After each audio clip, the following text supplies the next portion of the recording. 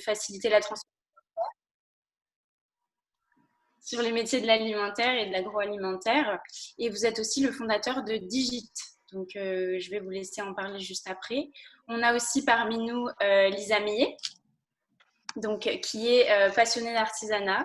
Elle est la fondatrice, enfin, la réalisatrice de podcasts sur des histoires des artisans. Et elle est aussi consultante formatrice dans le secteur de l'artisanat. Donc, elle aura beaucoup de choses à nous dire, je pense, sur les problématiques des artisans. On a aussi Clara Rondini que j'accueille et qui est chargée de la communication chez Sandal Rondini à Saint-Tropez, donc une entreprise familiale depuis 1927. Et aussi, on a parmi nous, que j'accueille chaleureusement, Maxime Chaplin, qui est chargé du développement économique des entreprises à travers l'innovation et le numérique. Donc maintenant, je vais vous laisser la parole pour vous présenter un par un, si vous le voulez. Peut-être Emmanuel Tertré, vous pouvez commencer. D'accord. Eh bien, bonsoir tout le monde. Je suis Emmanuel Tertré, le fondateur de Baguette Academy Digit. Et je viens principalement d'un parcours dans l'agroalimentaire à l'international avant d'avoir créé cette entreprise qui avait pour vocation de faciliter la transmission du savoir-faire en boulangerie-pâtisserie pour les professionnels des métiers de bouche à l'international.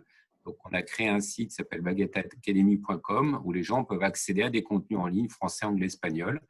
Et depuis, on travaille beaucoup avec l'artisanat, voire principalement avec des artisans, et on intervient dans la digitalisation de formation pour des métiers de boulangerie, pâtisserie, mais également couvreur, tailleur de pierre et maçon. Voilà, c'est un beau parcours et ça promet d'être enrichissant ce que vous allez nous dire. Je laisse peut-être la parole à Lisa Millet pour qu'elle se présente à son tour. Bonjour tout le monde, merci de m'accueillir. Donc en effet, je suis la fondatrice de Histoire d'artisans, qui est un podcast que j'ai créé il y a 1 an et demi pour permettre au grand public d'avoir accès aux histoires des artisans. Moi, je suis issue d'une formation en école de commerce et en fait, ce qui s'est passé, c'est que le confinement numéro 1 m'a mise au chômage. Et là, je me suis dit, est-ce que c'est pas le moment de faire de ce podcast un vrai projet le podcast, je précise, est bénévole. Et du coup, je me suis dit, on va en faire un projet d'entreprise. Et je me suis lancée donc dans la formation d'artisans pour les aider à travailler sur leur business. Donc vraiment de l'accompagnement, ce qu'on fait en fait dans le monde des startups. Souvent, quand on crée son entreprise startup, on est accompagné de mentors. Et là, je me suis dit, c'est complètement quelque chose dont les artisans ont besoin. Donc l'idée, c'est de réfléchir avec eux à la façon dont ils travaillent, qu'est-ce qui leur apporte de l'argent et qu'est-ce qu'ils pourraient dupliquer et surtout, en fonction de leur cible, qu'est-ce qu'ils doivent faire comme action, à la fois digitale et physique. Et en parallèle de ça, je suis directrice également d'une association qui s'appelle Savoir Patrimoine, qui est une association qui promeut le patrimoine bâti. Donc, il y a maintenant 2 ans d'existence. Et dans le cadre de cette association, on a un projet de long terme, c'est créer aujourd'hui l'artisanat de demain.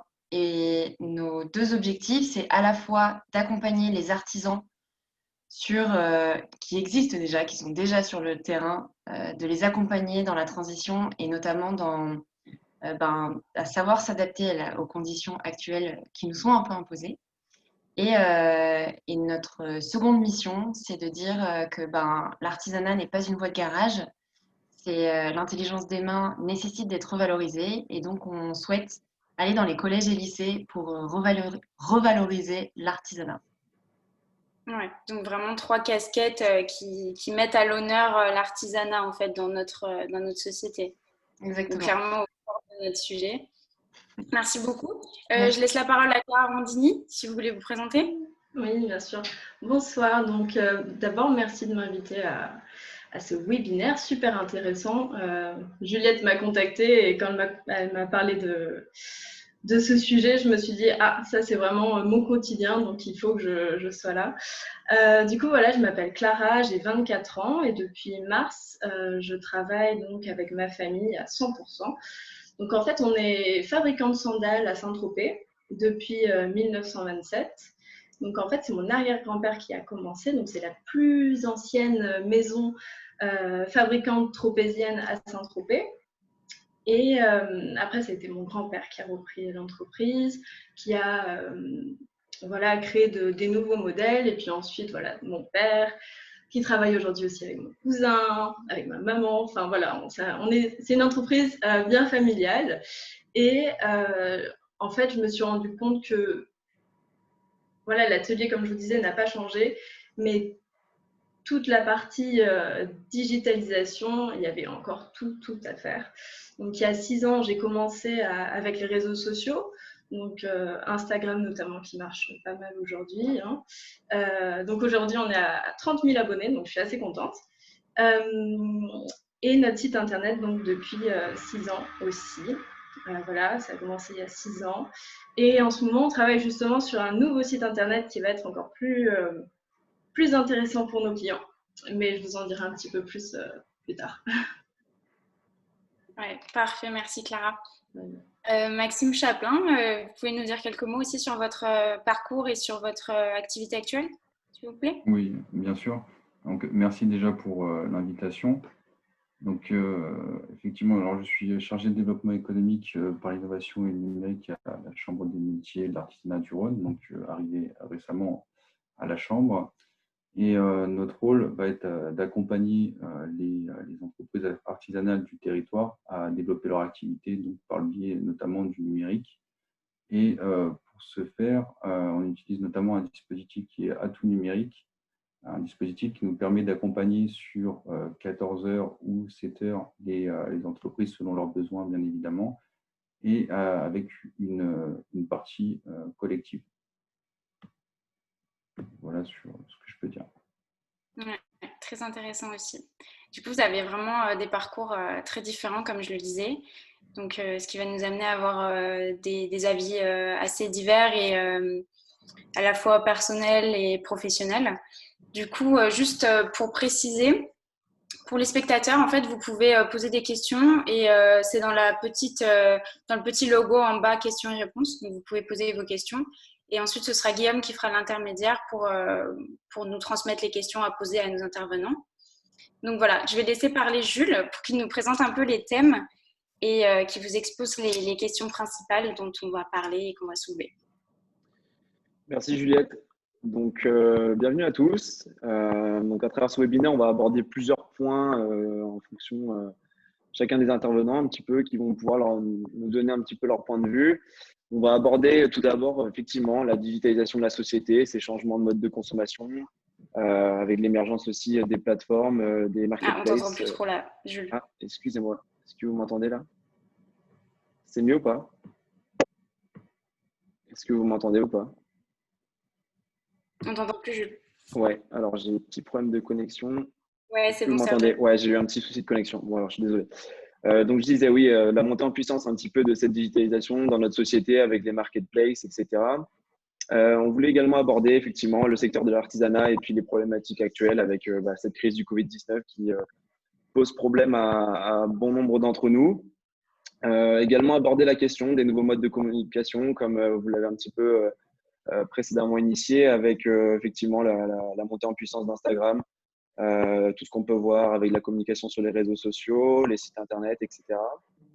Et puis aborder après dans un quatrième temps tout ce qui est distribution, avec faire le lien avec les problématiques actuelles et puis la communication.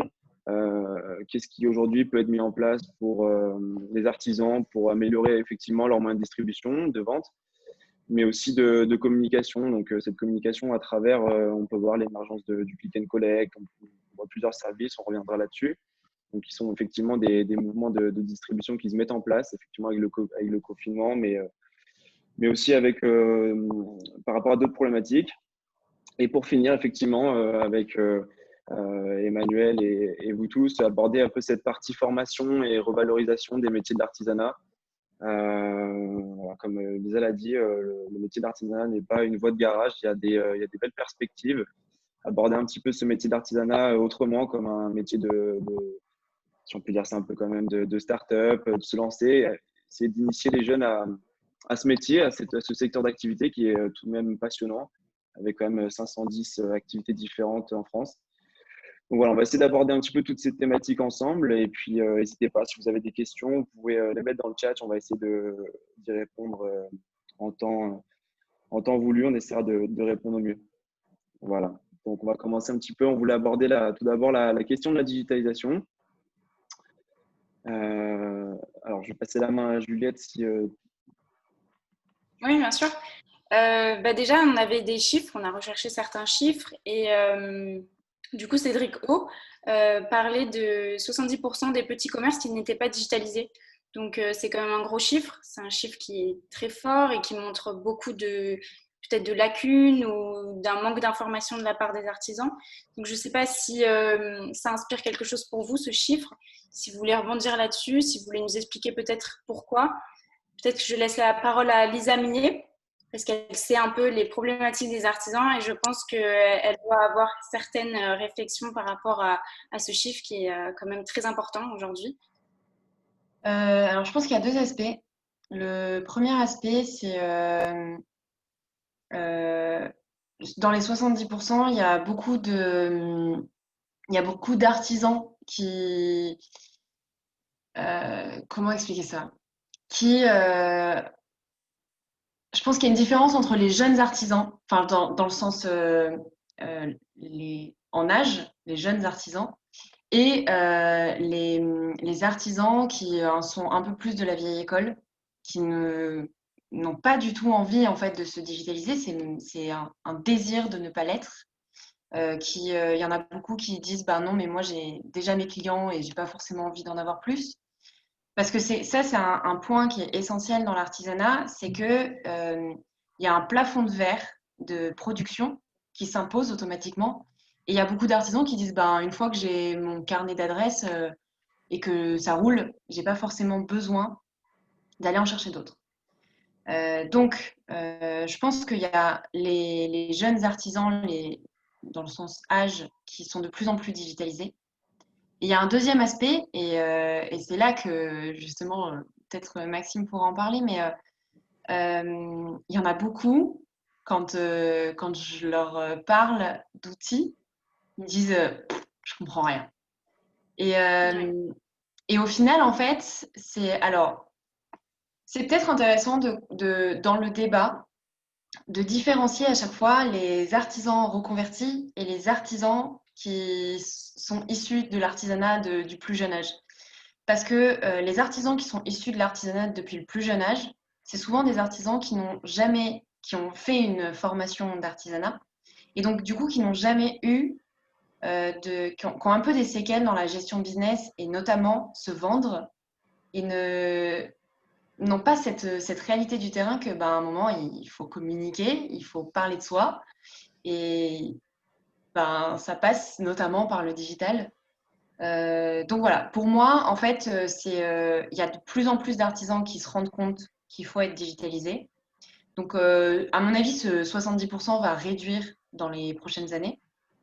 Et ce, d'autant plus qu'on voit de plus en plus de reconversions arriver et que c'est des gens qui étaient souvent dans des métiers de bureau, donc connaissent un peu la technologie et donc sont forcément plus à même à comprendre les outils digitaux. Alors, on avait une première question. Est-ce que dans non digitalisé, on entend les artisans qui ne sont pas présents sur les réseaux sociaux, mais aussi tout simplement ceux qui n'ont pas de site web?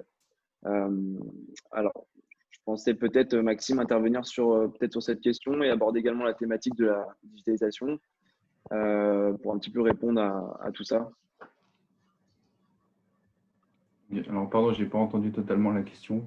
Alors, il y avait une question d'un premier spectateur qui demandait si dans le monde digitalisé, donc en parlant des artisans, on regroupait que seulement les artisans qui n'étaient pas présents sur les réseaux sociaux, ou alors on regroupe également en fait, tous ces artisans qui n'ont pas de site internet, donc en parlant bien sûr des 70% qui ne sont pas digitalisés, un petit peu l'état actuel en fait, un peu des artisans par rapport à la digitalisation, qui sont en marge actuellement. Alors, effectivement, il ne faut pas juste catégoriser non digitalisé avec réseaux sociaux. Je pense quand on parle de digitalisé, on parle effectivement de présence sur le web. Donc, la présence sur le web va se définir notamment par le fait d'avoir un site vitrine de son activité sur le web, l'utilisation des réseaux sociaux comme outil de fidélisation et de lien avec ses clients, mais comme outil de prospection également. Mais après aussi, quand on va parler de numérisation et de digitalisation, on va parler aussi également des outils de gestion au quotidien, gestion comptable, gestion commerciale et financière. Aujourd'hui, il y a un tas d'outils qui sont quand même à disposition des artisans, des petites entreprises, parce qu'il faut souligner quand même que plus de 50% des entreprises artisanales sont des entreprises individuelles, des personnes qui sont seules, qui n'ont pas forcément le temps et les capacités financières d'avoir de gros outils. Mais aujourd'hui, on a des outils qui sont quand même dédiés à leur disposition et tout à fait accessibles pour leur permettre d'accéder justement à ces outils numériques et digitaux. Alors, on a une autre question qui est venue justement de Philippe. Et je pense qu'on pourrait faire un premier tour de table là-dessus. Quelle est la définition exacte de l'artisanat pour vous? C'est une question qu'on a eue 2 fois justement pour bien commencer. Quelle est pour vous la définition de l'artisanat? Je pense qu'on peut poser la question à Clara. Pour toi, pourquoi pas. Alors, pour moi, l'artisan, c'est la personne qui va travailler avec ses mains et qui va tout simplement créer, partir. Je travaillais justement avant-hier à l'atelier et une de mes collègues, elle me disait, ce que j'adore avec la fabrication de sandales, c'est qu'on part sur du 2D, donc c'est-à-dire du cuir, et on arrive à du 3D, et on vous fait des sandales. Voilà, c'est de la création avec les mains. Oui, exactement. Et pour vous, Emmanuel, l'artisanat, c'est pas forcément du coup sur des sandales, mais c'est plus appliqué à l'agroalimentaire ou culinaire. Du coup, quelle définition vous proposeriez pour définir l'artisanat? Écoutez, très honnêtement, c'est une question extrêmement difficile parce que le critère entre artisan et semi-industriel ou semi-artisanat est un éternel débat. Je prends un simple exemple d'un boulanger lyonnais qui a plusieurs boutiques, qui avait une petite boutique en face d'un campus, qui fait ses produits artisanalement, sans souci. Et il a acheté le magasin d'à côté pour faire du snacking, etc. Les gens considèrent qu'il n'est plus artisan parce qu'il est très gros et que c'est une chaîne. Alors que c'est exactement les mêmes, ça vient du même fournil, tout est pareil. Donc après, je dirais que c'est plus le consommateur qui le perçoit. Et aujourd'hui, il y a une course-poursuite entre l'industriel qui va piquer des idées à l'artisan sur des créations, sur des produits qualitatifs, et l'artisan qui va piquer des moyens d'améliorer sa productivité sur de la machine, sur l'industrialisation ou d'équipements de matériel. Donc la frontière, elle devient, je trouve, extrêmement difficile aujourd'hui à définir, parce qu'il y a les mains, mais il y a aussi les machines, et jusqu'où c'est industriel, jusqu'où c'est artisanal. C'est une question auquel d'ailleurs même les syndicats professionnels ont du mal eux-mêmes parfois à mettre une limite. Oui, exactement. Il faut bien faire du coup la différence entre artisanat, manufacture et puis ensuite industrie pour arriver vraiment à cerner du coup la définition de l'artisanat. Mais je voulais rebondir peut-être, Maxime, vous pouvez peut-être nous parler plus aussi de votre définition de l'artisanat, vu que vous travaillez dans la Chambre des métiers de l'artisanat, voir comment eux et vous voyez ce métier. L'artisanat, pour moi, tout d'abord, va se définir par le savoir-faire, qui est la valeur ajoutée de l'artisanat aujourd'hui. C'est ce qui va faire la force d'un artisan. Donc, à contrario d'un commerçant où on va être dans l'achat et la revente d'un bien, la différence, elle va se faire là, entre l'achat et la revente du bien par l'artisan. On va rentrer en compte son savoir-faire. Il va transformer un produit qui va reprendre en produit fini peut-être, mais c'est bien par le savoir-faire de l'artisanat qu'on fait la distanciation. Après, en termes de définition, aujourd'hui, on retrouve plus de 250 métiers dans l'artisanat qu'on découpe en 4 grandes familles de métiers. Mais à mettre en avant, je dirais, pour vraiment différencier l'artisanat, c'est vraiment la mise en avant et la valorisation du savoir-faire de l'artisan. Et vous, Lisa? Je suis complètement d'accord avec Maxime. Je parlais, ça m'a fait penser à une discussion que j'avais eue avec un céramiste. C'est c'est vachement la mode d'aller faire sa petite céramique dans des cours. Et en fait, on parlait de la différence entre artisanat et DIY. Mhm. Et il me disait, en fait, un céramiste est céramiste à partir du moment où son geste, il va savoir l'amener pour faire exactement ce qu'il veut.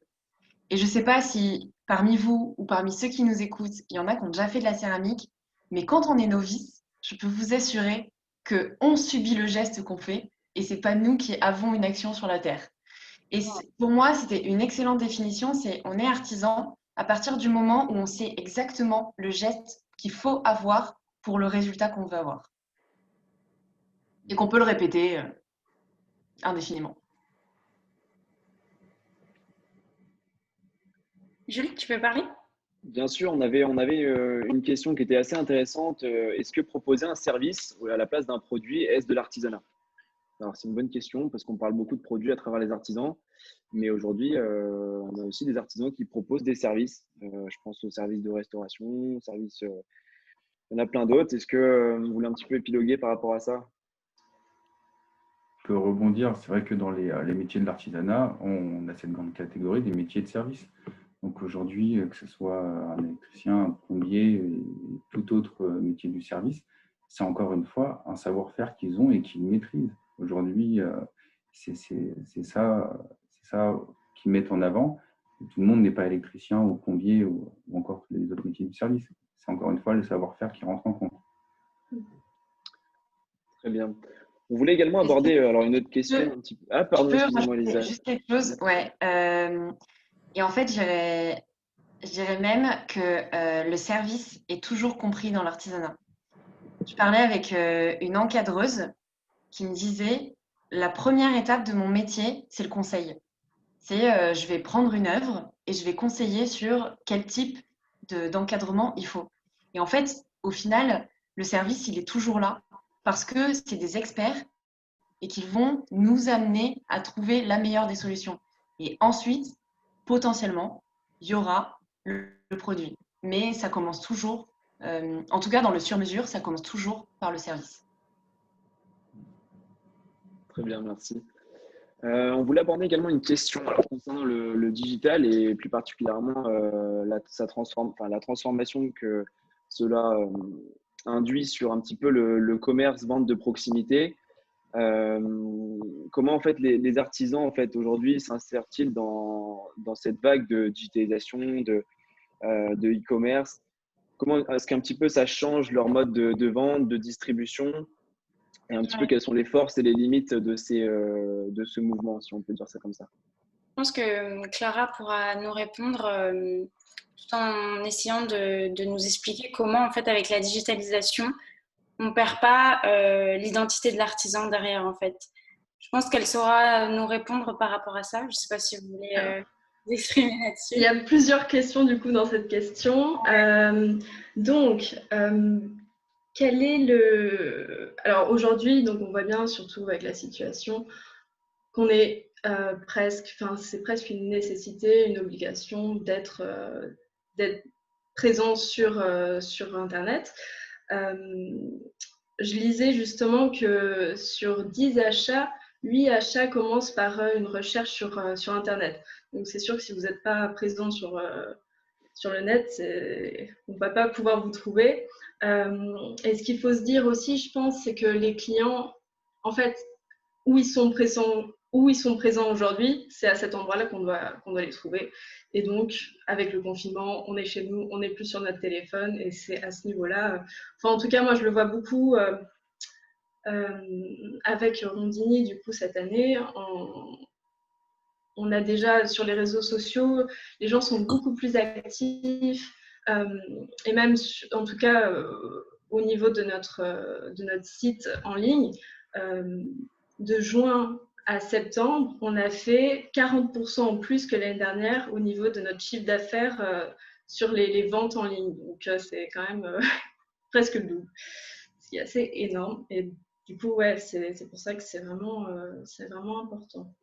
Et alors, il y avait plusieurs questions, du coup, voilà, première question, mais après, Si vous pouvez. Alors oui, effectivement, en fait, on demandait un petit peu comment est-ce que ça impactait ce commerce de proximité, en fait, ce contact, si on peut dire ça comme ça, consommateur artisan. Parce qu'en fait, le consommateur recherche tout d'abord, lorsqu'il va voir un artisan, acheter un produit. Est-ce qu'aujourd'hui, voilà, effectivement, le digital casse pas un petit peu ce lien que peut avoir le consommateur avec l'artisan, ce qui est recherché de base initialement? Est-ce que, par exemple… Ok, pardon, voilà, c'était ça la Oui, question. bien sûr. Est-ce que justement, à C'est bon, travers en j'ai fait, entendu. cet aspect digital, est-ce qu'en fait le consommateur ne perd pas cette valorisation pour le produit en fait, qu'il a à aller vous voir directement en boutique, sur place et échanger avec vous, comprendre votre savoir-faire, tout simplement votre produit, en fait, l'apprécier à sa juste valeur? Ouais. Alors justement, c'est notre mission en ce moment. On travaille sur un nouveau site, je vous en parlais tout à l'heure. Et on parlait aussi du sur-mesure. Donc je suis bien d'accord avec tout ce que vous avez dit. Il y a aussi dans l'artisanat ce côté service, parce que nous, ce qu'on veut vraiment quand les clients viennent dans notre boutique, donc on a une seule boutique à Saint-Tropez, c'est que nos clients ils soient bien chaussés. Et voilà, jusqu'à faire du sur-mesure, parce que justement la chance qu'on a, c'est que à l'arrière, on a l'atelier, on a des techniciens qui connaissent très bien leur travail, qui peuvent même recouper une semelle sur certains modèles. On va faire les trous dans les lanières pour que ça corresponde bien à votre cheville, etc. Donc le côté sur mesure. En fait, là, notre mission en ce moment, et ma mission un peu de tous les jours, c'est d'arriver à la retrouver aussi sur notre site en ligne. Donc, en fait, ce qu'on est en train de faire, c'est voilà, créer un accompagnement vraiment avec des vidéos, avec des étapes, voilà, étape par étape, comment vous allez mesurer vos pieds. Ça ne prend pas tant de temps que ça, environ même 5 à 10 minutes. Et au moins, nous, après, on a toutes les informations. Et même si vous êtes à l'autre bout de la Terre, au Japon, parce que les sandales, on les envoie un petit peu partout, on a la chance de pouvoir les envoyer un peu partout, on aura quand même, voilà, on aura essayé de les servir au mieux à ce niveau-là. Et ça, c'est vraiment essayer de rapporter ce côté sur mesure qu'on a en boutique sur notre boutique en ligne. Le site devrait pas tarder à sortir. Voilà. Donc aujourd'hui, plus une force un peu, plus qu'une limite, si on peut dire ça. On est en train d'essayer de la transformer en force, parce que je pense que c'est important, oui, comme je vous disais, voilà, d'être présent sur Internet et de réussir à apporter ce côté artisanal. Et après, je pense qu'on ne perd pas ce côté, parce que, enfin, il faut faire attention quand on fait ça sur notre site. Voilà, il faut que ça se retrouve sur le design. Aussi, ce que je fais beaucoup dans le site, c'est que j'essaye vraiment qu'on retrouve notre savoir-faire un petit peu partout. Donc, dans les descriptions des modèles, on va vraiment parler de ce nœud coulissant, pourquoi ce modèle il va bien vous tenir au pied, pourquoi il va aller un petit peu à toutes les morphologies. Donc, mettre ce côté, le savoir-faire en avant. Et aussi, bon, nous, comme on est une entreprise familiale, mettre aussi ce côté familial. Donc, voilà, mon arrière-grand-père a créé ce modèle, ça c'est mon grand-père, pour ma grand-mère, enfin voilà, bon, pas de cette façon-là, mais aussi on va créer un blog sur ce site où justement je vais expliquer un petit peu des petites histoires, des petites anecdotes. Voilà, ma petite sœur elle fait les bracelets, je parle des bracelets, enfin je pense que c'est possible, même si c'est sur un écran, de rapporter cette petite touche artisanale et authentique. C'est ça qu'on veut. Touche personnalisée pour chacun. Oui. Ouais. Et je voulais poser une question également à Lisa. Est-ce qu'aujourd'hui, un petit peu cette digitalisation, c'est pas, alors pour certains qui sont un peu plus à l'aise avec ce mode de vente, est-ce que pour certains artisans, c'est pas aussi un petit peu une limite? Est-ce qu'il n'y a pas des artisans forcément qui sont un petit peu en marge de ce service, qui ont du mal à s'insérer dans cette vague du digital aujourd'hui? Plus particulièrement pour aborder également la question du Covid-19, des problématiques actuelles que connaît l'ensemble de la société aujourd'hui. Est-ce qu'on n'a pas aussi des artisans qui sont bloqués, qui n'osent pas ou qui n'arrivent pas tout simplement en fait, à s'insérer dans ce mouvement et à tirer profit de ces services qui sont quand même relativement très puissants? Je voulais avoir un petit peu vos points de vue à chacun par rapport à cette question qui est quand même d'actualité aujourd'hui. Si, il y a de vraies croyances limitantes du côté des artisans. Moi, ce que j'ai remarqué, c'est quand même des gens hyper humbles. Et quand je leur dis, mais le storytelling, c'est ta force, ton histoire, c'est ta force, c'est ce qui va faire craquer les gens, en fait. C'est pourquoi je vais acheter, pourquoi je vais acheter cette paire de chaussures à un artisan plutôt que la même qui a été faite au Bangladesh. Euh, et j'imagine que l'artisanale est plus chère, mais elle a plus d'histoire. Donc c'est vraiment l'histoire qui va faire que les gens vont craquer. Euh, et, euh, et en fait, l'humilité de ces gens font que leur réaction, c'est mais tout le monde s'en fout. Et je leur dis, mais non, non, au contraire, on veut, on est dans un monde où ben, on a envie qu'on nous raconte des histoires, on a envie de savoir ce qui se passe dans ton atelier et montre-le.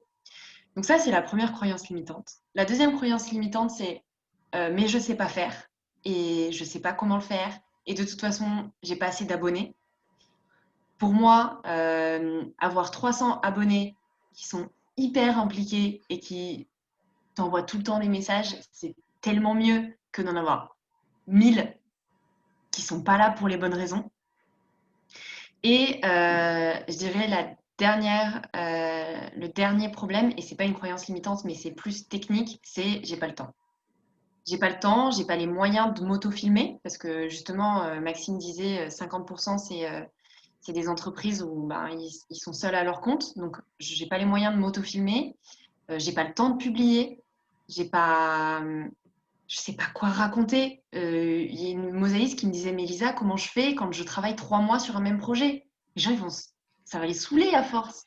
Enfin, ils vont te voir pendant 3 mois la même chose. Et je disais, ben, tu peux raconter l'histoire de ton atelier, des choses que toi, tu penses nulles, mais qu'en fait, ben, nous, on adore rentrer dans ce monde de la mosaïque, de comment tu coupes un caillou, enfin une tesselle, comment tu fais tes dessins, quel est ton processus. Et ça, c'est des choses, ouais, c'est des choses qui sont accessibles, euh, qui sont, qui sont faciles. Je pense, en fait, c'est juste, ils n'ont pas le réflexe. Et aussi, je pense, ce gros problème, c'est ils n'ont pas le temps. Alors, Justement, si je oui, peux oui, Emmanuel, justement, est-ce que rebondir sur ce Emmanuel et que Maxime, je voulais vous demander, est-ce qu'ils ont vraiment conscience aussi de cette aide, des services qu'il y a à côté? Je voulais avoir votre avis, justement, Emmanuel. Alors, voilà, d'une part, pour rebondir sur ce que disait Lisa, dans la communication, la partie externe vers le client, le prospect, il y a la transparence qui est très importante parce que c'est assez facile de monter un site d'e-commerce sur des sandales en faisant croire que c'est l'artisanat. Alors, ce n'est pas du tout ce que vous allez faire. Vous, c'est des vraies valeurs, hein, mais si j'étais concurrent et que je voulais faire ça et je l'ai fait venir de Chine, je peux assez facilement tromper le consommateur. Donc, l'importance, elle est vraiment au fond de la transparence, montrer ce que l'on fait, de l'atelier, même s'il est un peu crade, etc. C'est pas grave, on voit que c'est un vrai travail et le montrer comment c'est fait, parce qu'autrement, entre un site d'e-commerce qui vend une chaussure et celle qui est vraiment faite par un artisan, là, on voit que c'est un artisan, c'est qu'on voit les gens qui travaillent dessus à travers le storytelling, ce que disait Lisa, qui est un point important. Je pense qu'il ne faut pas hésiter à vraiment ouvrir ses portes sur ce que l'on fait, même au sens physique, hein, ouvrir ses portes à des clients, à des écoliers, à tout ce qu'on veut pour découvrir et sur le plan digital. Après,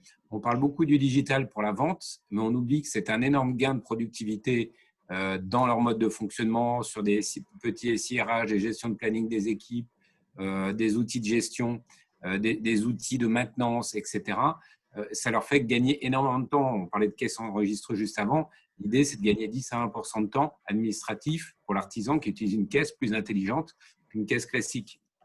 Donc, le digital est aussi là pour leur faire gagner du temps sur pas mal de choses. Si je peux rebondir. Allez-y, Maxime.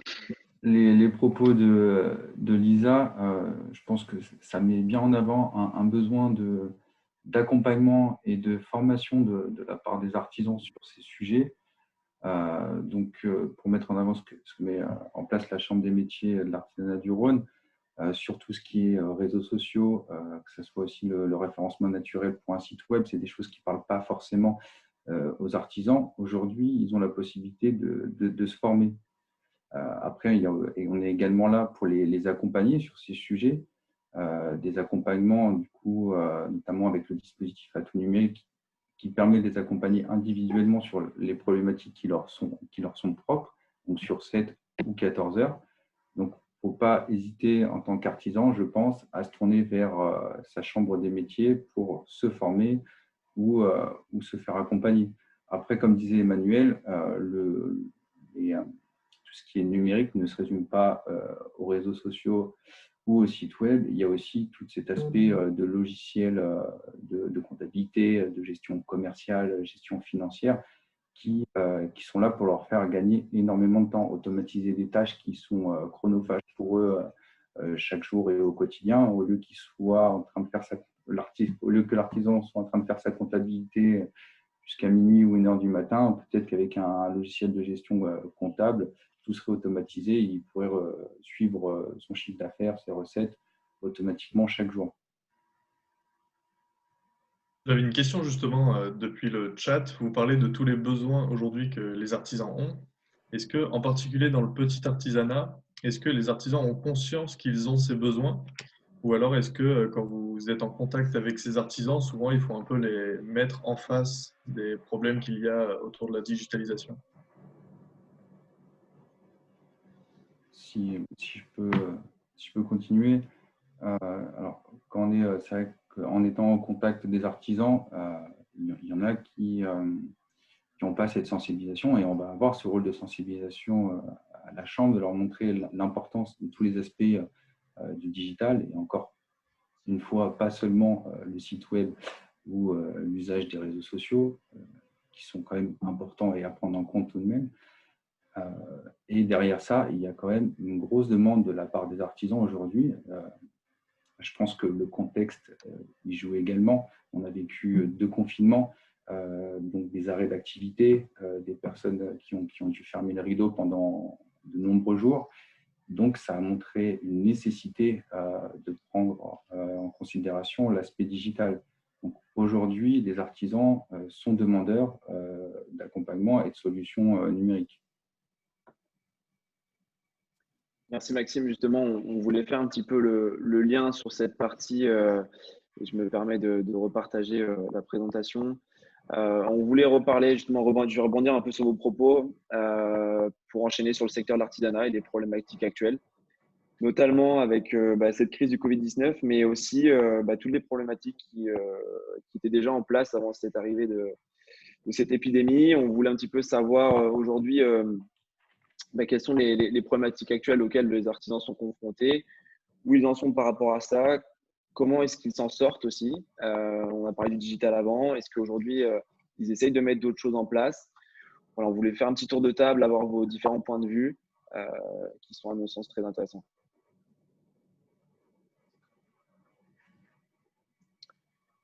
Qui souhaite commencer? Peut-être Emmanuel. Alors, il y a des questions, d'une part, je dirais en amont d'attractivité, trouver du personnel qualifié pour certains métiers, je ne dis pas tous. Vous allez en pâtisserie aujourd'hui, les CFA croulent sous les demandes du fait des effets des émissions de télé qui ont remis au goût du jour ce métier-là, entre autres, outre des tendances aussi à faire un certain nombre de choses à la maison. Et puis d'autres métiers comme maréchal ferrant qui ont du mal à trouver et des personnes ou menuisiers, alors qu'il y a des formations qui demandent qu'à recevoir du monde. Donc il y a une partie, je dirais, attractivité de certains métiers, une partie aussi de difficulté, je pense, de rémunération dans certains domaines, notamment au niveau de l'apprentissage. Il y a de nombreux points qui rentrent en compte sur la difficulté de ces artisans. Après, sur la phase de digitalisation, on peut le prendre dans le sens inverse. Vous avez des gens qui ne comprennent pas encore le besoin du digital et d'autres qui l'ont pris à 200%. Si on prend ce qu'on appelle les fameuses dark kitchens, c'est-à-dire les cuisines fantômes, c'est-à-dire des gens qui sont des restaurants qui sont pas ouverts au public, qui ne font que vendre via Uber Eats et d'autres solutions qui se développent rapidement. Ce sont des artisans de la cuisine, au même titre qu'un restaurateur, mais ils ont fait évoluer complètement le modèle sur du 100% vente en ligne. Et vous avez des cuisines de qualité aussi. Donc, ça bouscule pas mal. Et je pense que vous avez toujours un peu les aventuriers au début, mais qui vont petit à petit drainer du monde. Et également, si je regarde dans l'univers de la boulangerie, un meunier me disait en début de semaine, par exemple, les commandes en ligne sur son site, son intranet, c'est 10% des artisans. Donc, ça montre un petit peu la curiosité digitale de certains. 10%, c'est assez faible, mais il n'a pas fait de publicité aujourd'hui par rapport à ça. Et ça fait gagner du temps forcément à l'artisan de faire sa commande en ligne plutôt que de passer par le coup de téléphone ou recevoir le commercial aussi, qui est un moment pour lui qui est important dans les relations humaines. Mais cette relation avec son fournisseur va plutôt être orientée sur un conseil, un apport de valeur ajoutée que sur la simple commande classique d'un certain nombre de choses. Donc, c'est vrai que ça évolue. Ça part un peu dans tous les sens, je pense aussi, en fonction des profils des personnes qu'on a. Ouais. Et Lisa, est-ce que vous avez eu des retours d'artisans que vous connaissez qui ont pu vous témoigner, par exemple, leurs sentiments pendant cette crise et peut-être voir comment ils envisagent ça? Moi, le sentiment que j'ai eu, c'est énormément de solidarité. J'ai vu apparaître beaucoup d'associations géographiques qui se sont regroupées, d'artisans qui se sont regroupés pour s'entraider. Justement, on parlait de est-ce qu'ils sont conscients qu'il est nécessaire de se digitaliser? Eh ben, je trouve qu'il y en a beaucoup qui ont fait ah mince, je devrais peut-être le faire. Et qui justement sont en train de le faire, qui pensent que c'est trop tard. Moi, je pense pas. Il est jamais trop tard. Il y a beaucoup de détresse quand même. Il y a beaucoup de, notamment, je crois savoir que c'est un sujet qu'on va aborder, mais tous les salons qui ont été annulés, il y en a beaucoup qui comptent dessus. Et il y a beaucoup de détresse face à l'annulation de ces salons, qui se réinventent néanmoins. Mais oui, je pense que après, c'est considère que les situations qui nous sont imposées, c'est des opportunités de se réinventer. Et je pense que, alors je vais peut-être me faire taper sur les doigts, mais et s'il y a des gens qui ont envie que je les soutienne psychologiquement, je le ferai avec plaisir. Parce que ce que je fais beaucoup, notamment par l'intermédiaire de mon podcast et de mon compte Instagram. Mais oui, je pense que c'est l'opportunité de se réinventer et garder la forme. Je ne sais pas s'il y a des artisans qui nous écoutent, mais gardez la forme. Soyez optimistes et je vous assure qu'il n'y a que des solutions qui ne sont pas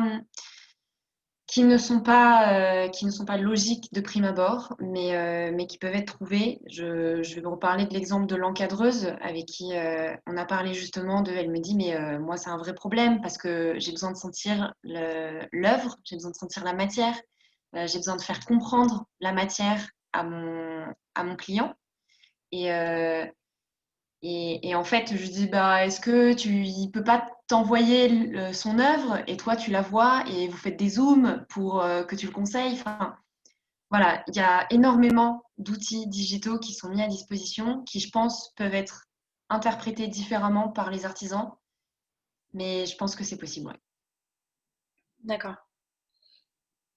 Ce qu'on a pu constater aussi, c'est qu'avec le confinement, ça a pu renforcer la proximité de certains commerçants avec les habitants du quartier. Je parle notamment dans la boulangerie. Ça a recentré pas mal les choses. Les gens avaient un peu oublié l'importance de ce commerce-là, qui était resté ouvert. Et ça a énormément renforcé, je dirais, la perception et voire des livraisons qu'ils avaient abandonnées dans le quartier. Et également des commerçants qui ont fait preuve, je dirais, qui sont retrouvés les manches et de créativité et d'agilité, qui ont fait des partenariats avec des agriculteurs qui sont venus livrer des paniers, à développer d'autres choses. Donc, ils ont fait preuve pour certains beaucoup d'agilité. Et il y a eu beaucoup de collaboration, de synergie, ce que disait Lisa tout à l'heure, ce qu'on voyait moins avant, et c'est un peu plus en silo. Et donc, il y a un rapprochement, je dirais, une approche plus collaborative des artisans aujourd'hui, et pas forcément avec leurs confrères de la même branche, mais avec des gens de leur secteur géographique. Cette perte que les artisans pouvaient avoir avec leur clientèle, elle s'est peut-être retrouvée dans une certaine de proximité avec d'autres artisans, comme vous disiez, pas forcément du même secteur, de la même branche. Est-ce que cette proximité, Clara, vous l'avez ressentie par rapport à Randini? Alors, du coup, c'est vrai qu'on a eu moins de monde à la boutique cet été. Et comme je vous disais tout à l'heure, je sens vraiment que, en tout cas sur nos réseaux, j'ai l'impression qu'on a pris, on a commencé, on a pris à peu près 6000 abonnés là pendant cet été. Enfin, c'est la première fois qu'on a autant de nouveaux abonnés. Et ils réagissent beaucoup plus qu'avant. Enfin, je sens vraiment qu'ils sont plus sur leur téléphone. C'est peut-être triste, mais c'est comme ça que je le sens. Et oui, du coup, j'essaye d'utiliser encore plus le fait qu'on a cette proximité qui est plus importante maintenant sur les réseaux. Et je tiens juste à préciser que dans ces 6000 nouveaux abonnés, c'est vraiment sans utiliser aucune publicité ni quoi que ce soit. C'est vraiment qu'est-ce que je fais pour ça. En fait, je crois que les réseaux sociaux et pour les artisans, peut-être, ils pensent que, parce que je vois, par exemple, mon père n'est pas du tout dans les réseaux sociaux et je pense que si j'étais pas là et mon cousin non plus, on n'aurait pas du tout de réseaux sociaux. Mais je pense qu'il faut démystifier ce côté de la digitalisation. C'est pas si compliqué que ça. Enfin, en fait, il faut vraiment faire du storytelling, essayer de prendre des photos. Enfin, je sais pas, moi j'essaie vraiment de faire ça avec naturel. Je me dis, voilà, qu'est-ce que j'ai envie de leur expliquer? Je range mes sandales, je vais leur expliquer comment ranger leurs sandales, comment entretenir le cuir, quels produits ils peuvent utiliser. Enfin voilà, des petites choses toutes simples comme ça. C'est pas grand-chose, mais voilà, en plus ça coûte rien, mais on sent l'engagement, en tout cas sur les réseaux, qui augmente avec des petites actions comme ça. Dire qu'on est là, répondre, aimer, enfin voilà, toutes ces petites choses des réseaux. C'est important. Vas-y, Jules. Merci Clara pour ce petit lien avec justement on voulait enchaîner sur un peu la partie communication, tout ce qui aujourd'hui émerge un petit peu, comment est-ce que vous les artisans et puis après aussi je pensais à Lisa avec des podcasts, pouvoir avoir les interviews, les retours des artisans, un petit peu tous ces modes de communication, comment est-ce qu'ils arrivent à faire le lien entre leur atelier, leurs produits et tout simplement le consommateur. Alors, effectivement, on perd un petit peu cette proximité, on est un petit peu tous chez nous. Mais aujourd'hui, comment est-ce qu'on arrive à retrouver un peu cette communication? Qu'est-ce que les artisans, vous mettez en œuvre dans la globalité?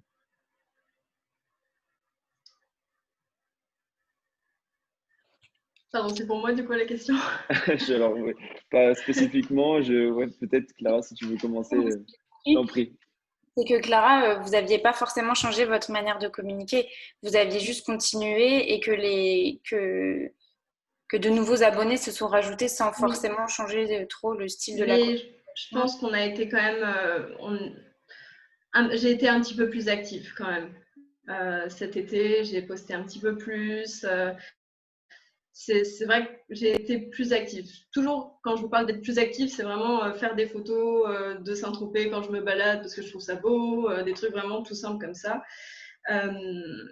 Et poser plus de questions aussi en sondage dans les stories. Les stories, c'est super important. Enfin, c'est avec ça qu'on a du coup ces swipe up parce que bon, c'est bien qu'ils soient sur nos réseaux et c'est important, mais après, on aimerait bien que nos clients aillent sur notre site internet tout de même. Et du coup, les stories, c'est vraiment important. Mais je voulais rebondir sur quelque chose que Emmanuel vous disait tout à l'heure par rapport au fait que les clients, ils aiment bien voir, enfin les consommateurs, etc., ils aiment bien voir que c'est fait main et c'est ce côté-là qu'il faut mettre en avant. Et justement, j'ai fait une story la semaine dernière où je demandais qu'est-ce que vous voulez voir un petit peu plus sur la page. Je proposais donc des moments dans l'atelier, des présentations de nos modèles ou des photos de Saint-Tropez. J'aime bien, c'est joli. Et du coup, 50% ont répondu qu'ils voulaient voir plus dans l'atelier. Donc après, il ne faut pas non plus donner tous les secrets de fabrication. Donc avant de poster des photos de l'atelier, je montre à mon père qui me dit oui ou non. Mais voilà, c'est ce côté, je pense que voilà, les clients, ils ont vraiment, enfin je veux dire, plus de 50% voulaient voir plus des moments dans l'atelier, quoi. C'est important, je trouve. Puis, il y a aussi un point aussi, l'intérêt aussi de venir voir un artisan, c'est ça que fait travailler vos cinq sens. Vous allez rentrer chez quelqu'un qui travaille le cuir, il y a une odeur, il y a le toucher avec le produit, il y a les yeux, il y a beaucoup de choses. Et c'est ce que propose l'artisan, que ce soit dans la cuisine ou autre chose. Mais tous ces éléments-là, il y a un plaisir à aller découvrir tout ça et qui marque, qui apporte plus une empreinte. On mémorise mieux, ça crée un affect plus particulier, je trouve, avec l'artisan. Tandis que si c'est totalement aseptisé, après, ça perd, je dirais, de son charme. Oui, ça répond en partie à une question qu'il y avait, qui était juste comment un petit artisan, justement, à travers sa communication, va se différencier d'un industriel qui propose le même produit, mais comme vous disiez, Clara, fabriqué au Bangladesh ou des choses comme ça. Comment, à travers la communication, il arrive à, juste avec une image ou des choses comme ça, à se démarquer, lui? Vraiment, je pense que c'est en racontant des histoires. Il faut essayer de... Après, c'est vrai que je fais ça hyper naturellement parce que voilà, je sais pas, je vais voir ma petite sœur qui fait les bracelets et bah voilà, je la prends en photo et Pauline fait les bracelets aujourd'hui et puis des petites choses comme ça. Juste, je pense qu'il faut rester juste nous-mêmes parce que c'est déjà ça qu'on a envie d'être. Enfin, je pense en tout cas pour Ondini.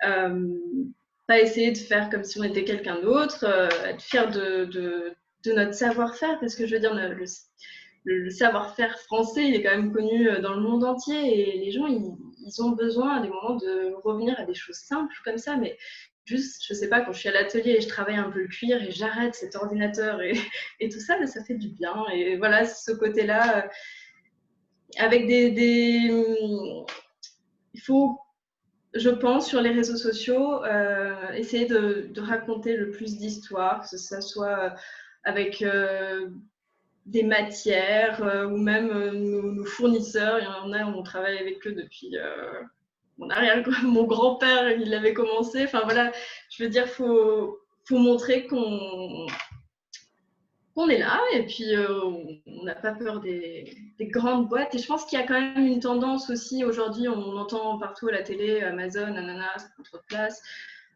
Ben voilà, on a notre place et il ne faut pas avoir peur de raconter notre histoire sur les réseaux. D'ailleurs, on a un spectateur qui a posé une question en rapport avec les grandes plateformes que vous venez de citer. La question, c'est: en tant qu'artisan, je suis freinée par la situation actuelle.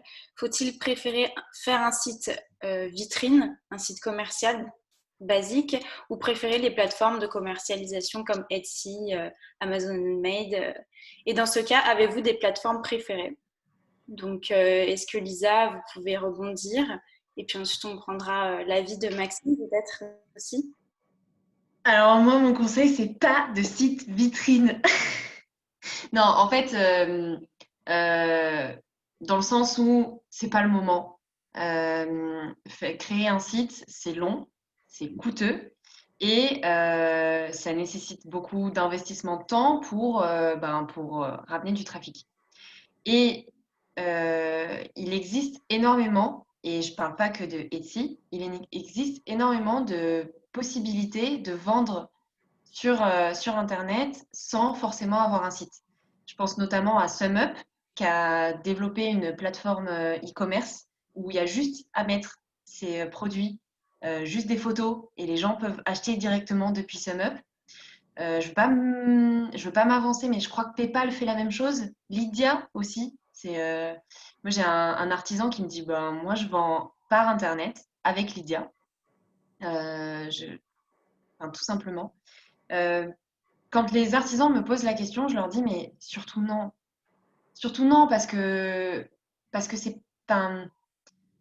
Alors, moi, je suis plus en contact avec, et je pense que du coup, ça répond à la question de la personne, mais je suis surtout en contact avec des gens qui sont seuls et qui, encore une fois, n'ont pas le temps. Et, et, et c'est ce que disait Maxime. La digitalisation, c'est aussi l'utilisation d'outils qui peuvent être utiles et faire gagner du temps. Et ben, tous ces outils-là peuvent faire gagner du temps.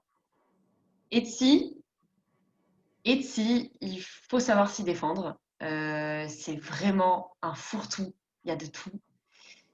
L'avantage, c'est que je ne sais pas si c'est démontré, mais il y a des artisans qui m'ont dit je vais quand même me mettre sur Etsy parce que ça permet d'augmenter mon référencement et c'est quand même assez pratique.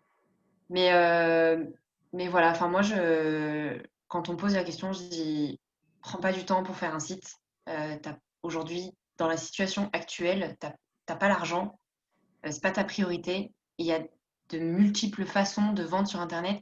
Il y a les boutiques Instagram aussi, il y a les boutiques, enfin la boutique Facebook, Instagram, enfin il y a tellement de possibilités que voilà, moi je ne préconise pas de passer du temps sur un site internet. Si je peux rebondir. Mm. Donc Lisa, je te rejoins sur Etsy. C'est vrai que les personnes qui veulent aller sur Etsy, c'est difficile d'en sortir. On est vite noyé dans la masse. Après, je vais pas totalement être d'accord dans le sens du site. C'est vrai que pour un site marchand, attention, si on parle bien de site marchand, on va vendre en ligne, oui, effectivement, ça ne va pas être pour demain. On ne va pas mettre ça en place en une semaine et ça va être coûteux. Ça a un coût, un site marchand. Donc, si l'objectif, c'est de vendre dans l'urgence, de faire en sorte d'avoir de quoi vendre le plus rapidement possible, effectivement, la stratégie de faire un site marchand, il va falloir voir ça à plus long terme. Après, c'est vrai que si un site vitrine, quand on parle de site vitrine, juste avoir représenté son activité et mettre en avant son savoir-faire, ce n'est pas forcément coûteux et ça peut se faire quand même rapidement. Après, on est d'accord qu'en référencement naturel, le travail se fait sur plusieurs semaines, voire plusieurs mois. Après, quand on veut vendre rapidement dans l'urgence, effectivement, aujourd'hui, il y a plusieurs solutions de plateformes click and collect qui sont apparues et qui permettent rapidement de se créer un espace boutique et de mettre en avant ses produits pour faire du click and collect ou même de la livraison encore. Aujourd'hui, par exemple, pour la Chambre des métiers, on a choisi de mettre en avant la plateforme Ma Vie de Mon Shopping, qui est une filiale du groupe La Poste et qui permet rapidement de faire sa boutique en ligne, de faire ses fiches produits, d'y retrouver son catalogue et de proposer également la livraison. Pourquoi la Chambre des métiers a choisi de mettre en avant Ma Vie de Mon Shopping? Parce qu'on retrouve encore cette utilisation du commerçant de proximité, puisque sur la plateforme, on fait sa recherche et on retrouve ces commerçants de quartier. On retrouve l'esprit, encore une fois, de l'artisanat et du commerce de proximité. Après, ce n'est pas la seule, il en existe plein. Je vois en bas de ma rue, par exemple, une plateforme créée par la CCI Isère qui permet de même de créer très rapidement sa boutique en ligne et de réaliser du click and collect. Et il existe un tas de plateformes, il ne faut pas s'arrêter à ça. Après, Lisa a évoqué beaucoup d'enseignes qui sont des moyens de paiement à la base, tels que SumUp, Lydia ou PayPal. Mais après, effectivement, par les réseaux sociaux, si on a déjà une communauté acquise sur les réseaux sociaux, on peut envoyer un simple lien de paiement, de réservation d'un produit et s'entendre avec le client pour lui envoyer. Donc aujourd'hui, il y a quand même des moyens, si on veut répondre face au contexte actuel à vendre des produits rapidement, il existe des solutions. Et pour rebondir à ça, sur la métropole lyonnaise, la métropole a mis en place une aide qui est pilotée aujourd'hui par l'ENE, qui est Connect ton commerce et relayée du coup par les chambres consulaires et qui permet d'accompagner les entreprises artisanales et autres, également les commerçants avec la CCI, les accompagner sur 3h30 et mettre en place un dispositif le plus adéquat justement pour répondre face au contexte actuel, une solution numérique de vente à distance ou de vente en ligne ou encore même de proposer un moyen de paiement le plus adéquat pour permettre le paiement à distance. Donc, et l'aide, du coup, je ne l'ai pas dit, c'est Connect ton commerce pour ceux que ça peut intéresser.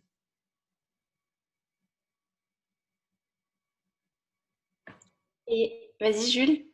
Oui, j'avais plusieurs questions, notamment Lisa, tu m'avais parlé aussi un petit peu des nouveaux modes de vente sur, on pensait à Instagram aussi un petit peu au live live atelier, live vide-grenier, entre guillemets, où on est en direct, on présente ses produits et puis on peut interagir avec le consommateur qui peut dire, bah voilà, moi, ce produit-là, il m'intéresse, est-ce qu'on peut me le garder? Ou des choses comme ça, un peu des nouveaux moyens de vente où vraiment on est en contact direct, on a ce lien presque en live en fait avec le consommateur, ce qu'on retrouve en boutique, mais en fait on le fait derrière l'écran. Est-ce qu'aujourd'hui c'est pas un petit peu des choses qui peuvent être développées pour la distribution, pour la vente? Je voulais avoir un petit peu voilà, votre avis là-dessus. Enfin, complètement. C'est ce que je disais la dernière fois. Enfin, juste avant, c'était qu'importe la communauté tant qu'elle est engagée. Et du coup, pour préparer ce webinaire, je me suis renseignée et un céramiste que j'aime beaucoup, je vais faire sa pub, qui s'appelle Corentin Brison, qui, pour moi, est une inspiration d'utilisation d'Instagram dans son activité de céramiste. Aujourd'hui, Corentin, ce qu'il fait, et ça fait un bout de temps qu'il le fait, il m'a dit qu'il avait commencé quand il avait 5-6 000 abonnés. Aujourd'hui, il en a 9 000. En fait, ce qu'il fait, c'est qu'il communique, justement, t'en parlais, Clara, tout à l'heure, il communique en story en disant tel jour, à telle heure, je vais faire un live vente de pièces d'atelier. Et ce fameux jour, à la fameuse heure, ce qu'il fait, c'est qu'il a déjà préparé des formats story et il va publier toutes les stories. Il va dire, j'ai cette pièce à vendre, avec le prix, toutes les informations, etc. Le prix d'envoi, le prix si tu vas le chercher directement à l'atelier, etc. Et les gens lui répondent à la story en disant, moi, je réserve cette pièce. Il envoie le lien Lydia et une fois qu'il a fait ça, il supprime la story tout simplement. Et je lui dis, ça marche comment? Est-ce que ça fonctionne? Et il m'a dit, je fais ça une fois par mois, un dimanche. Je vends 50 pièces et je les vends toutes. Absolument toutes. Et en fait, je me suis dit, mais c'est brillant parce qu'en fait, il utilise des canaux qui normalement sont censés être des canaux de communication. Lui, il utilise ces canaux comme de la vente. Et c'est pour ça que je dis, on peut détourner tous les outils pour les réinventer pour son artisanat. Je pense qu'il y a plein d'idées à avoir. Et notamment, à une artisan, je lui disais, mais pourquoi tu fais pas ça? Elle me disait, j'ai pas assez d'abonnés. Commence par 5 pièces. Même si tu as 300 abonnés, commence par 5 pièces. Et en fait, ça va créer des rendez-vous avec les gens. Les gens vont en parler, les gens vont s'envoyer les stories. Ah, regarde, j'ai pensé à toi pour cette pièce et tout, t'en penses quoi? Et ça va augmenter ta communauté. Donc, voilà, moi je pense que ouais, il y a plein de choses à faire. Il suffit de s'inspirer ailleurs. Je lui ai demandé comment il avait eu l'idée. Il m'a dit que c'était pas un artisan qui le faisait, mais il avait trouvé l'idée de quelqu'un d'autre. Mais il a réadapté à sa sauce et ça marche super bien. Pour continuer sur le lien avec la distribution, justement, on a une question sur quels sont les nouveaux moyens de distribution possibles. Parce qu'avant, on avait les boutiques qui pouvaient être ouvertes, les salons, par exemple. Aujourd'hui, on a difficilement ça. Quels sont justement les nouveaux moyens de distribution possibles? Emmanuel, je pense que vous pouvez répondre. Il y a un truc qu'on y revient de plus en plus, je trouve, c'est le marché. Ça paraît un peu désuet, mais on voit beaucoup d'artisans qui sont présents là-dessus. Le marché n'a pas été interdit pendant le Covid. Ils sont toujours très ouverts. Il y a toujours beaucoup de monde. Et c'est un très, très bon outil. Je connais juste à titre même, pour rester dans la boulangerie, quelqu'un qui est en retraite et qui a commencé à faire des marchés et qui travaille plus aujourd'hui qu'auparavant parce qu'il ne fait que ça. Et donc, c'est un moyen. Et des gens, après, il a commencé à faire de l'e-commerce, à pré-réserver des pièces, etc. Et donc, il est reparti d'un univers très simple qui est le marché pour mettre en avant et d'avoir une proximité de gens qui cherchent le contact des artisans déjà. Et ça marche pas mal. Voilà pour un point. Après, je laisse les autres en aborder d'autres. Peut-être Clara, tu voulais rebondir? C'est toujours un petit peu en lien avec le digital. Bon, c'est vrai que nous, nos sandales, du coup, on a notre boutique et notre site en ligne et on les vend pas, on ne travaille pas avec d'autres distributeurs. Mais je pense, je sais pas, les newsletters, par exemple, c'est aussi quelque chose qui peut être utilisé. Mais après, pour remplacer un événement, là, malheureusement, j'ai des petites solutions, voilà, newsletter,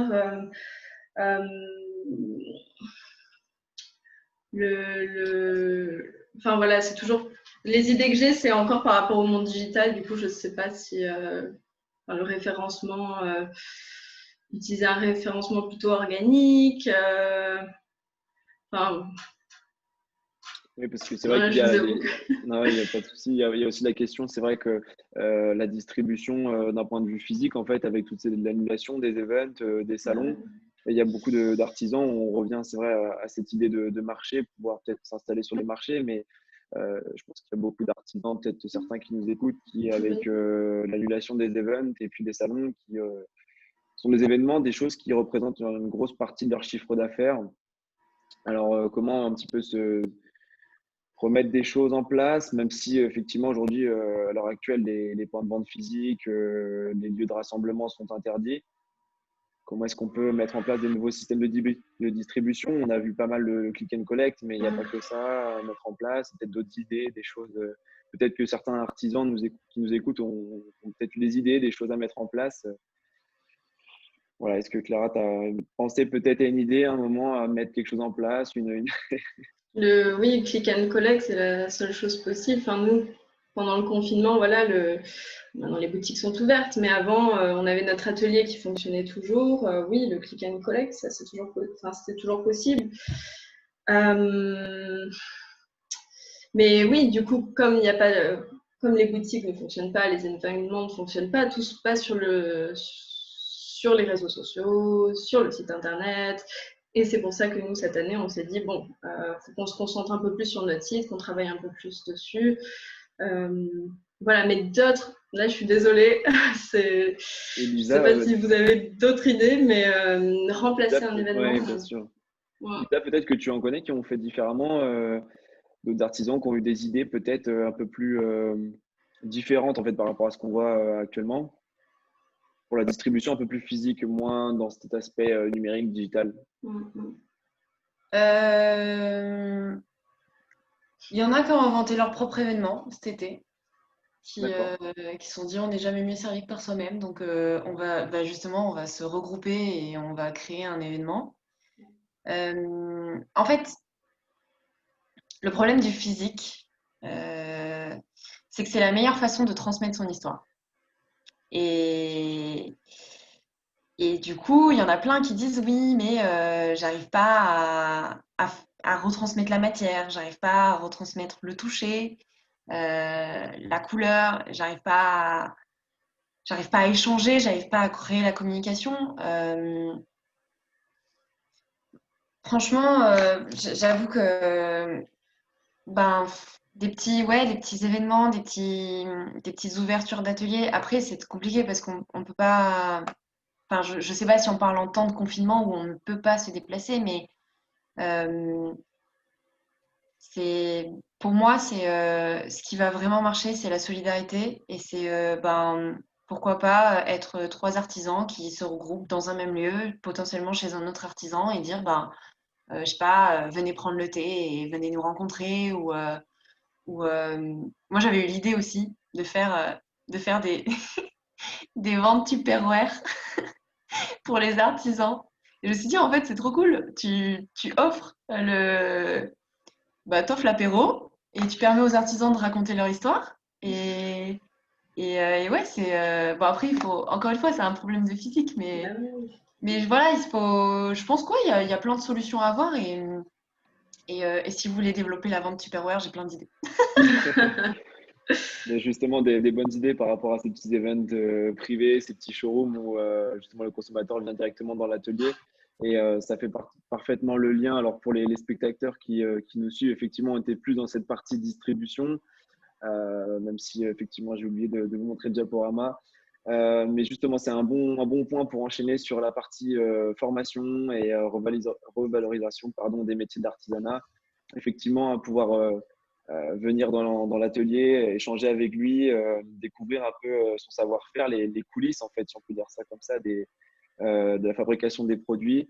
Est-ce que aussi, ce n'est pas des choses qui font qu'aujourd'hui, certaines personnes qui, après 30 ans de carrière, se disent pourquoi pas, et aujourd'hui, est-ce que moi, je peux peut-être me lancer dans la poterie, ou sans caricaturer la chose, bien sûr, mais justement se tourner vers un métier qui était peut-être une passion cachée, et puis qui se disent est-ce qu'on n'en ferait pas peut-être notre métier, notre source de revenus. Justement, je pense à Emmanuel aussi qui fait beaucoup de formations en ligne, de pratiques, et puis avec le site labaguette.com, je vous laisse en parler plus particulièrement. Oui, bon, c'est vrai. Bon, le sujet il y a deux sujets, la formation et la reconversion. Je peux démarrer par lequel? Formation, reconversion, parce que même si ça se touche. Formation. La reconversion, on en reparlera peut-être après, mais c'est vrai que c'est une grosse dynamique dans l'artisanat aujourd'hui. Un apport, on y reviendra peut-être juste après. Sur la formation, classiquement, beaucoup de métiers d'artisanat passent par le classique CAP, formation initiale, et également qui vont après vers le BP ou brevet de maîtrise, qui est, je crois, c'est minimum bac+3, Maxime me corrigera, qui est déjà une formation relativement poussée au niveau technique. Et classiquement, ça se fait avec 23-24 semaines en centre de formation et 2 ans d'apprentissage. Et ce modèle-là est en train d'évoluer un petit peu, puisqu'on voit, par exemple, les compagnons du devoir, on bouscule un peu les lignes avec un format d'apprentissage où la personne ne fait que 9 semaines en école. Et ce qu'il n'apprend pas à l'école, il va l'apprendre en ligne. Et c'est le formateur qui se déplace en entreprise. Donc, au final, on a un jeune qui sort avec davantage d'expérience, à peu près 3 mois de plus, ce qui est assez énorme sur 2 ans en entreprise. Et ça fait une sacrée différence. Et les entreprises qui ont ces profils-là, un petit peu plus chers, mais sont relativement apprécient énormément ce profil d'apprentissage. En plus, il y a un formateur qui vient chez l'artisan pour former le jeune, mais il y a forcément de la porosité de l'échange avec l'artisan. Donc, il y a un gain également pour l'artisan là-dessus. Donc, ça, on voit, c'est une tendance qui se fait.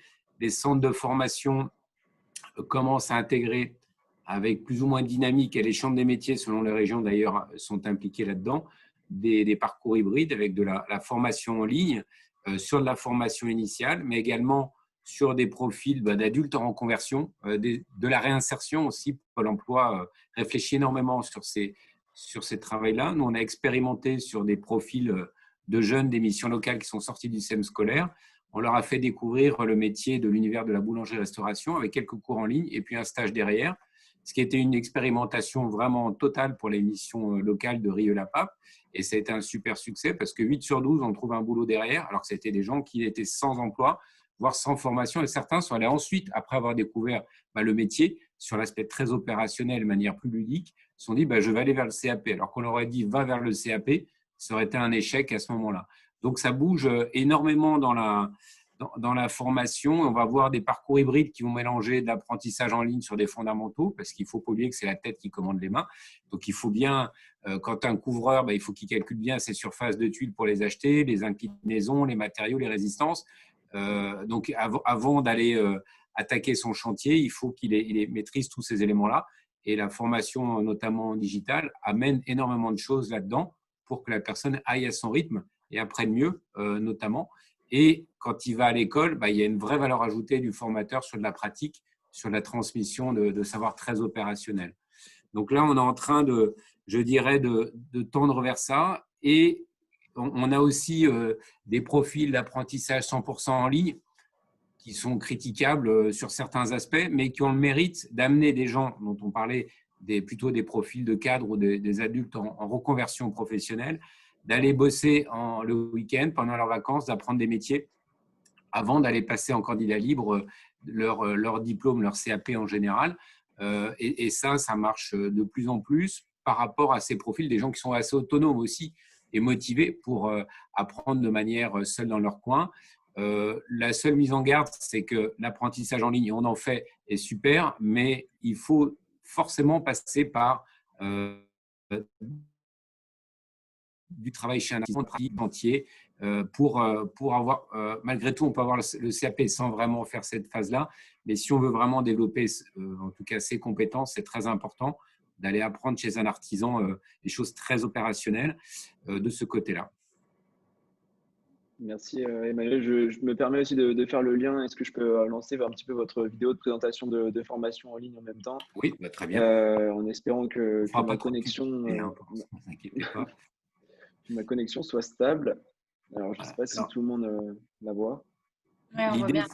L'idée, c'est de vous montrer rapidement à quoi ressemblent en 1 minute des formations digitales dans des métiers de l'artisanat. Donc, on va créer par exemple des animations qui vont expliquer les origines du blé, les typologies de blé ou la fabrication de la farine qui permet de comprendre ensuite des typologies de farine qui sont utilisées chez un artisan, ce qui est un point important. On peut reprendre du matériel d'un artisan pâtissier pour la découpe, expliquer le mode d'emploi d'une machine. On va intégrer des vidéos plutôt axées sur les gestes dans l'artisanat, avec des caméras vues de dessus pour reproduire le geste dans la mesure du possible. Et donc, on ne va pas forcément tourner des images sur le bonhomme, mais plutôt sur ses mains, qui c'est vraiment les maîtres mots de l'artisan. Après, on peut personnaliser, bien entendu, un certain nombre de choses en fonction des profils et des chartes graphiques et des attentes des utilisateurs. Et l'idée, c'est de faire des outils très interactifs, c'est-à-dire que c'est l'apprenant qui va cliquer, aller chercher des informations. À quoi correspond cette manette sur une machine, quelle est la composition du blé, plutôt que de lui faire un gros PowerPoint bien massif de 15 lignes qui ne donne pas forcément envie. Donc, ce qui permet, sous un format plutôt responsive, d'aller chercher des infos à son rythme, de revenir derrière. Donc, on va aussi un petit peu le challenger avec des petits exercices autocorrectifs pour voir s'il a bien pigé et l'amener à réfléchir après une information. Et on va lui donner la réponse en général pour répéter le message, parce que dans la formation, la répétition est importante. Et tout ça, ça lui permet d'apprendre tout ça. Voilà. Donc après, vous pouvez supprimer, parce qu'après, c'est un peu plus des exemples de ce côté-là. En tout cas, je serais ravi de faire de la publicité, mais c'est moins intéressant pour vous.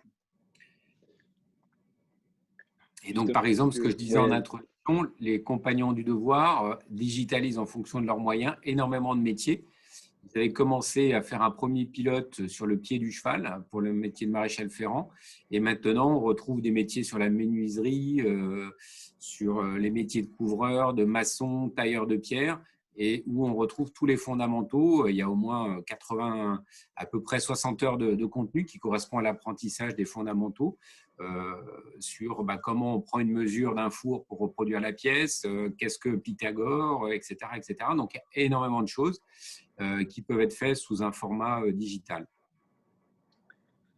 Merci Emmanuel. Il y avait aussi la question, alors je ne sais pas si quelqu'un souhaite rebondir tout de suite, il y avait aussi la question de présentation de l'artisanat un petit peu aux jeunes, avoir cette image. Effectivement, aujourd'hui, beaucoup des jeunes se lancent il faut faire des études, il faut continuer assez loin à l'école. Est-ce qu'aujourd'hui, l'artisanat aussi, c'est pas un petit peu la remettre dans un autre contexte, un peu cette image de start-upper, de le représenter sous un autre angle pour inciter d'autres gens à s'instaurer dans ce mouvement, à foncer vers ce type de formation, faire confiance un petit peu à sa passion, ses envies, et puis passer le cap, entre guillemets, choisir cette voie.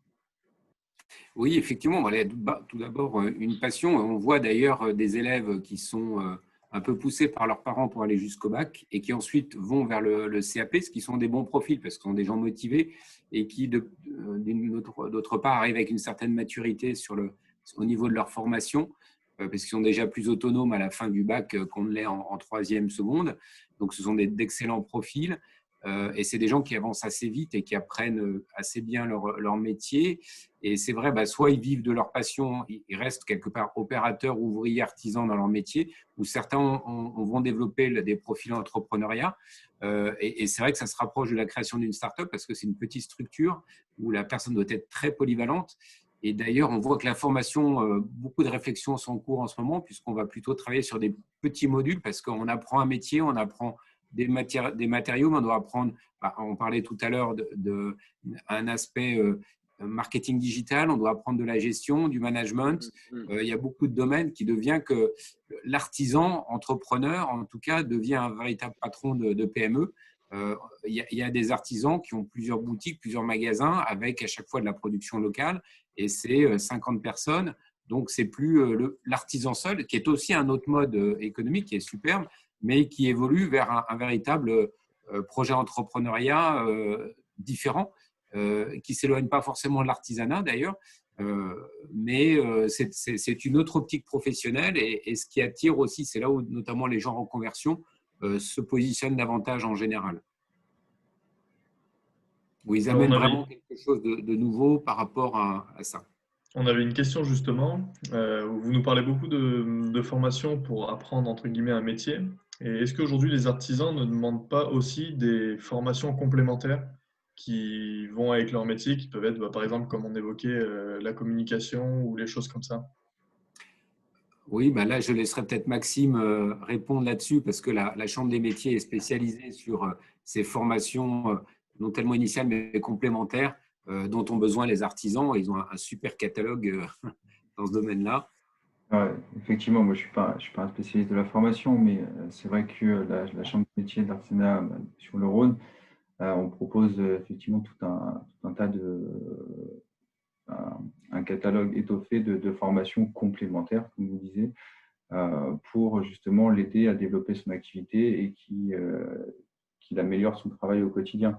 Notamment, je pense à tout l'aspect numérique et digital, qui sont des choses qui ne parlent pas forcément aux artisans. On parlait de référencement naturel, on peut parler de campagnes Google AdWords ou des campagnes de publicité sur Facebook, Instagram, des choses comme ça. C'est des formations qui sont disponibles à la Chambre des métiers et de l'artisanat et qui sont tout à fait accessibles aux artisans.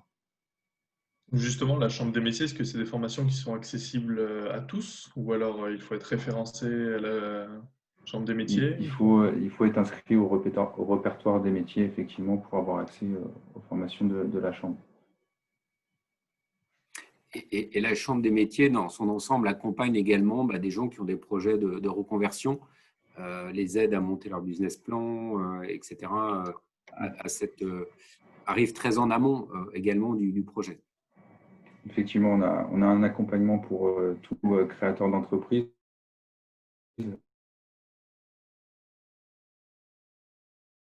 Donc, il y a un accompagnement, par exemple, pour l'aider à viabiliser son projet et à le concrétiser. En fait, la Chambre de métier est un peu un incubateur, en fait, aussi. Oui, effectivement, c'est une sorte d'incubateur. On l'appelle chez nous le hub de l'artipreneur. C'est l'identité qu'on donne à cet aspect-là. Merci Maxime. Est-ce que pour conclure, c'est vrai qu'on arrive malheureusement un petit peu à la fin de ce webinaire, il nous reste 5 minutes. Est-ce que chacun d'entre vous a un petit peu un mot à dire, une phrase qui pourrait peut-être inciter des gens à se tourner vers ces belles professions de l'artisanat qui sont un petit peu, entre guillemets, souvent délaissées, un peu dévalorisées, oubliées dans notre société et leur faire comprendre aujourd'hui qu'il y a beaucoup de choses qui sont mises en place, qui vont être mises en place et qu'il ne faut pas avoir peur de se tourner vers ces métiers qui sont tout simplement super sympas et avec justement la nouvelle émergence de plein de choses, digitalisation qui donne en fait un autre aspect, une autre casquette plus voilà, start-up, d'autres choses comme ça, donc qui peuvent inciter des gens à se tourner vers ces métiers. Alors, je vais prendre la parole en premier. Je dirais que c'est d'abord un métier de passionné, parce que c'est un des métiers qui engage beaucoup de temps, d'énergie. Donc, si on n'a pas la passion, ça peut devenir assez difficile par rapport au temps de travail et par rapport aux revenus parfois qui ne sont pas à la mesure du temps engagé.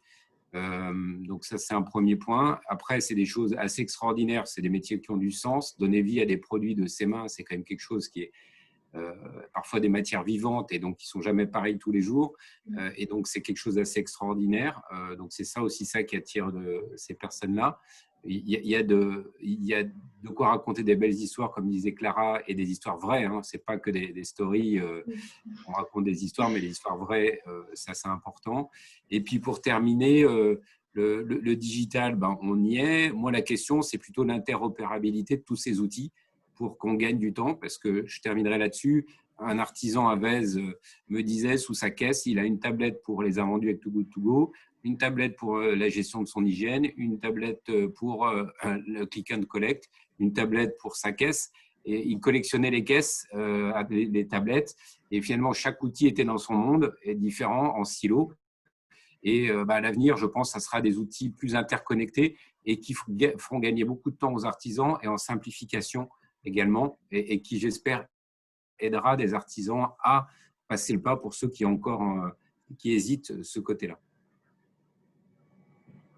Maxime, peut-être que vous avez un mot, peut-être pour conclure, votre vision de l'artisan aujourd'hui et sa mission dans le futur. Oui, pourquoi pas. Donc, effectivement, les métiers de l'artisanat, il ne faut pas avoir cette vision qui est tronquée du métier traditionnel. Et c'est vrai qu'il y a un savoir-faire qui est transmis avec l'artisanat. Aujourd'hui, on a des entreprises avec des activités qui ont des très beaux projets. À côté de ça, également, on accompagne des projets liés à l'innovation. Donc, aujourd'hui, l'artisanat fait preuve d'innovation. On a des très beaux projets qui font partie de concours régionaux, nationaux, et qui démontrent qu'aujourd'hui, l'artisanat peut innover et peut également intégrer tous les aspects numériques. Donc, on n'est plus sur l'artisanat d'antan, si je puis dire, même s'il y a toujours un savoir-faire, mais les métiers changent, évoluent, et c'est encore un métier, c'est l'artisanat de l'avenir devant soi. Oui, exactement. Je pense que Clara, ça rejoint un peu votre vision de l'artisan. Qu'est-ce que vous imaginez comme mission pour l'artisan? Je pense déjà pour être artisan, il faut vraiment aimer travailler avec ses mains, il faut avoir le sens du détail et aussi un sens du beau, de l'esthétique. Je le vois vraiment chez ma petite sœur. Là, elle fait un BTS maroquinerie et elle est tellement pointilleuse et elle prend le temps et je la vois et ça fait du bien juste pendant un moment. Elle fabrique avec ses mains. Et voilà, donc, mais elle est passionnée. Mais si vous êtes passionné, il ne faut pas avoir peur, il faut se lancer. Et je voulais juste ajouter par rapport au marketing digital, tout ça, qui peut faire un peu peur parfois. Il y a une formation qui est super de Google, qui dure 40 heures. C'est vraiment très complet. Et franchement, on en apprend beaucoup. Donc, c'est gratuit. Voilà. Je trouve ça pas mal comme formation. Enfin, moi, je l'ai faite et ça m'aide bien. Voilà, mais n'ayez pas peur. Ouais, c'est des belles paroles, je pense qui encouragent beaucoup les artisans, ce que tu viens de dire. Et je pense que Lisa aussi a d'autres paroles encourageantes, peut-être similaires ou différentes. Je sais pas si vous écoutez. Oui, tout à fait. Moi, ça fait depuis juin que je me renseigne sur toutes les actions qui sont faites pour les artisans et que je découvre de plus en plus d'associations, d'entreprises qui œuvrent pour les artisans. Je pense que si vous avez cette sensation de solitude, n'hésitez surtout pas à contacter des assos, à vous rapprocher d'une communauté. Je suis sûre qu'il en existe autour de vous. N'hésitez pas aussi à m'envoyer des messages parce que je peux vous donner plein de gens, plein de communautés qui peuvent vous soutenir. Je pense qu'il y a moi, de toute façon, je suis passionnée par les artisans, je suis passionnée par les passionnés, et je pense que c'est des gens qui sont assez incroyables. Si vous devenez artisan, vous deviendrez une personne incroyable, j'en suis sûre. Mais voilà, ne perdez pas courage, il y a plein de choses à faire, et en cas de sentiment de solitude, je suis sûre que vous trouverez des gens autour de vous qui sauront vous épauler et qui vous apporteront les solutions dont vous avez besoin. Merci beaucoup pour ces derniers mots, ces derniers petits témoignages, astuces. Je pense que tout le monde a apprécié votre point de vue, et si certains encore se posent la question à passer le pas peut-être pour devenir artisan, je pense que là, le pas est franchi. Donc, merci beaucoup à tous. Merci pour vos interventions, vos retours. On a passé un super webinaire. On a quelques réponses, quelques questions. C'est passé vite, effectivement, et je pense que tout le monde a apprécié. Donc, un grand merci encore pour votre intervention et le temps que vous nous avez accordé dans le cadre de cette formation. Merci à vous. Est-ce que tu voulais ajouter un mot également?